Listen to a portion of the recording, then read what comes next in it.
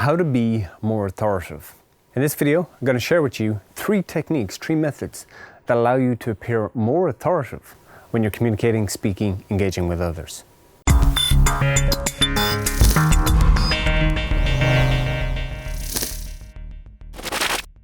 Tip number one, make good use of downward inflections. One of the distinctions that sets people apart who are perceived as authoritative versus those that aren't and lack credibility is their use of their intonation. People who are authoritative tend to speak with downward inflections more than those that don't. So, for example, if you hear someone speaking and they say, "Hi, I'm here to help you become a better public speaker," you might recognize by the tone and the way that I chunked it that that doesn't sound very credible. Versus if somebody comes to you and they go, "Hi, I'm Tom. In today's video, I'm going to teach you how to become a better public speaker." There's a certain level of certainty and confidence and definiteness about the second communication versus when someone is speaking and their tone is quite high, it's a bit in the head and it's quite nasally and it's really quite annoying sound, versus if they're speaking with a much lower register and that they make good use of downward inflection. So if they ask you, "Can you please go and pick that up?" There's a downward inflection in the intonation. That downward inflection versus the upward inflection is what allows you or the receiver to be able to distinguish non-verbally, okay, there's a message there. And if you want to appear more authoritative, make sure that your tone and how you speak and the way that you use your downward inflections matches the messages that you want to send. Otherwise, you may find that people don't really take you that serious because you sound a little unsure perhaps.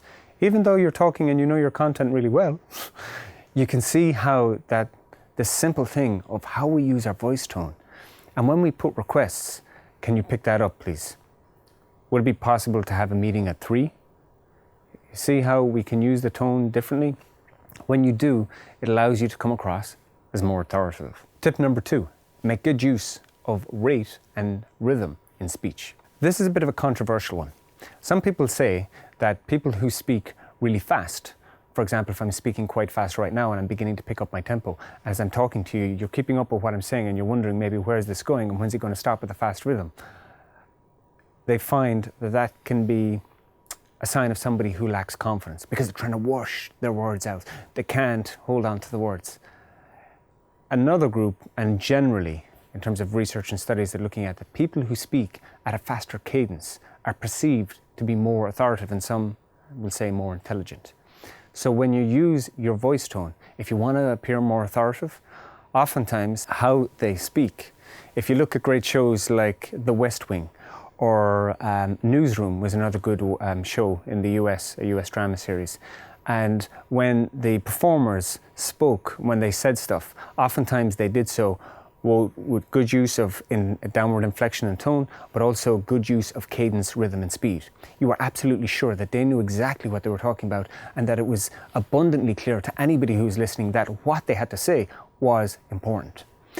Now, what you can do is practice. Some people, we all speak at different rhythms, different rates of speech. But what you can do is learn to stretch your natural boundary. So if you're someone and you tend to speak quite slow and you're quite methodical in what you have to say, then perhaps you might want to try picking up the speed and seeing if you are able to communicate quicker. So you may do some practice drills of either reading something in a book and reading it faster than you feel comfortable, or where you're interacting in a social situation with another person, rather than speaking at your slower rate and being quite methodical in what you're saying and getting to your point, you might decide to pick that up a bit. By doing that, you're beginning to train your nervous system to respond differently and to have that capability available for when you need it. Equally, if you're somebody and you really do speak way too fast and people find that it's quite difficult to keep up with you, then it's a good idea if you take the time to slow that down just a tad until you're able to pick up the rate which is more palatable to those people who find it difficult sometimes to keep up with people who speak really quickly. because you already know that you can speak really quick when you want, but you may not be as skilled at slowing down, taking a pause, and making sure that they get your point. Tip number 3, make purposeful use of your body language. People who are authoritative, who come across confident, capable, and others perceive them as somebody worth listening to, tend to use their body language quite differently. If an authoritative stance, if you will, if we're looking at it in terms of mansplaining as it's known, somebody who takes a wide stance, and when they step out wide, they begin to own the room more. They tend to make bigger gestures. They tend to use their body and the posture. So if they're making their point, they can do it in a very punchy way like that, but they can also do it in a broader box. So the first thing, if you want to become more authoritative and be seen and perceived as credible, is just notice, what box do you live in? Everybody lives inside a box in one sense, metaphorically, of course I'm speaking here. But in terms of the range of expression that you feel comfortable with, do you tend to keep your hands, for example, in your pockets, and that you don't use your hands at all? Or maybe you cross your arms a lot.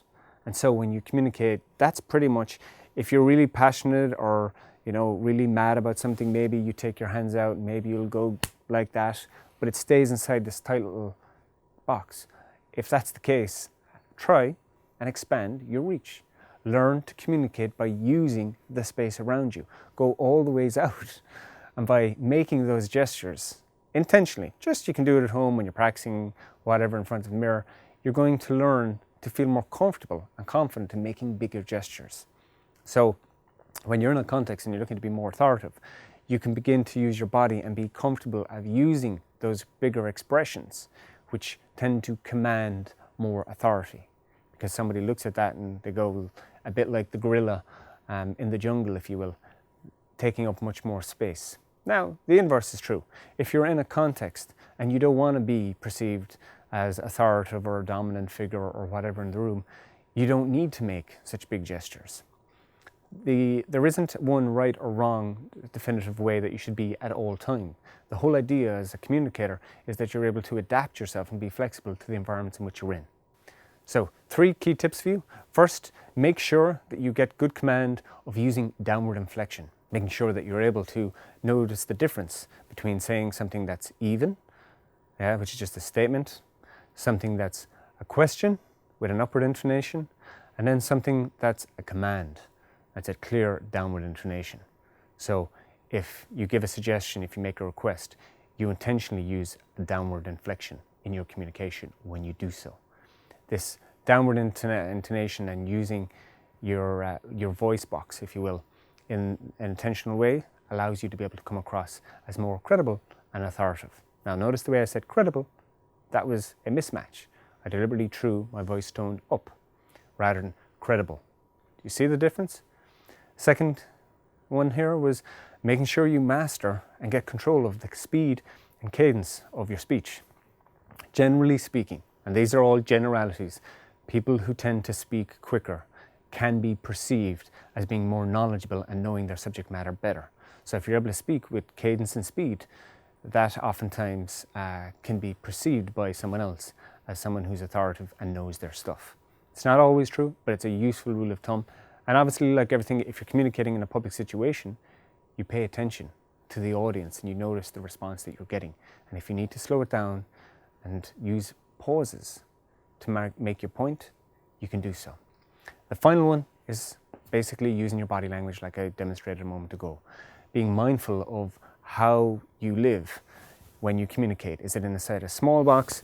Is it a big box? Is it such a huge box of space that you're willing? And do you use the space? Are you able to walk around and move? Do you feel comfortable enough to do that when you're engaging with others? All of these things are non-verbal cues that allow somebody else to make an inference, to build a perception that you are authoritative and you know what you're talking about. Hope you enjoyed this video. If you did, hit the like button below and go ahead, hit subscribe.